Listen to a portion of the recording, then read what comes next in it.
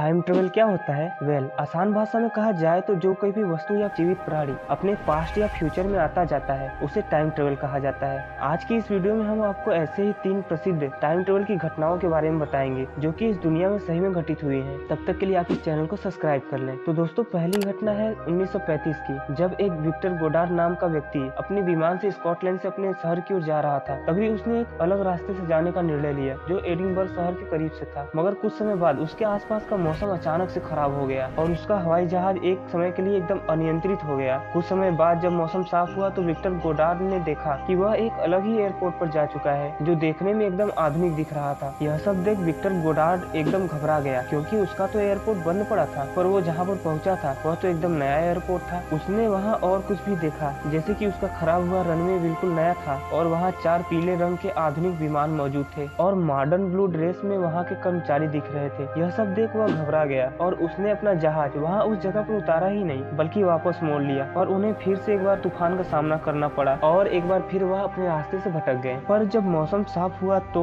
बाद में किसी तरह वह अपने घर पहुंचे। अपने शहर पहुंचने के बाद जब विक्टर गोडार्ड ने यह घटना सभी को बताई, पर किसी ने उन पर विश्वास ही नहीं किया। परंतु 4 साल बाद उस एयरपोर्ट का मरम्मत हुआ और वहाँ एक नया रनवे भी बना। इसके साथ एयरपोर्ट के कर्मचारियों का ड्रेस भी नीला कर दिया गया और तो और पीले रंग के एडवांस प्लेन भी बनवाए गए। इसका मतलब सर विक्टर गोडार्ड ने टाइम ट्रेवल करके समय के 4 साल आगे गए और उन्होंने भविष्य की दुनिया को देखा। दोस्तों, दूसरी घटना है सन 2008 की, जब शोधकर्ताओं ने 400 साल बाद दक्षिणी चीन के सांगसी में मिंग राजवंश से संबंधित एक अछूते चीनी मकबरे को खोला तो उसमें से कुछ धातु के साथ मिट्टी व चट्टान से घिरी एक अंगूठी के आकार की घड़ी मिली जिसमें 10:06 पर टाइम रुका हुआ था और उसके पीछे स्विस शब्द लिखा हुआ था, जिसका मतलब वह घड़ी स्विट्जरलैंड में बनाई गई थी क्योंकि स्विस वहीं की कंपनी है जिसकी शुरुआत 1856 में हुई थी। शोधकर्ताओं के लिए यह एक रहस्य बन गया कि यह अंगूठी के आकार की घड़ी जो स्विट्जरलैंड में बनाई गई थी वह यहाँ पर कैसे पहुंची, क्योंकि 400 साल पहले स्विट्जरलैंड नाम का कोई जगह ही नहीं हुआ करती थी और 1780 के बाद तक कहीं भी रिंग के आकार की घड़ियों का लोकप्रिय होने का कोई रिकॉर्ड ही नहीं है, जो इस रहस्य को और गहरा करता है। इसीलिए कुछ विचारवंत लोग इस स्विस वॉच को टाइम ट्रेवल की घटना से जोड़ते हैं। तीसरी टाइम ट्रेवल की घटना जून 1991 की है, जब आधी रात 11 से 11:30 के बीच न्यूयॉर्क टाइम स्क्वायर के सामने एक आदमी अचानक से प्रकट हो जाता है। उस व्यक्ति की उम्र लगभग 25 से 30 साल के बीच की थी, जिसे देख आसपास के सभी लोग आश्चर्यचकित हो जाते हैं क्योंकि बेसिकली वह आदमी अचानक से रोड के बीच में आकर प्रकट हो जाता है और उसने 18वीं सदी के कपड़े पहने थे